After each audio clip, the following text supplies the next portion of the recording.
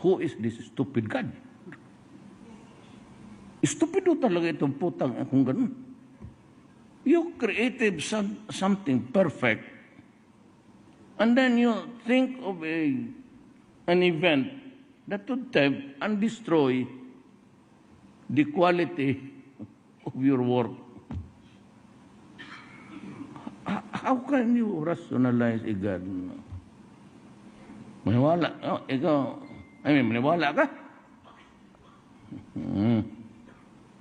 Kaya nga sabi ko siya, maniwala niyang. So tayo ngayon, all of us are born with an original sin. Ang original sin, ano man yan? Was it the first kiss? O what was the seed? Bakit original?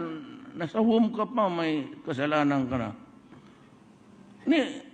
Tsuktsak mo lang yun ng nanay pati tatay mo, wala ka bang kasali? Tapos ngayon, may original sin ka. Tangin ng klase.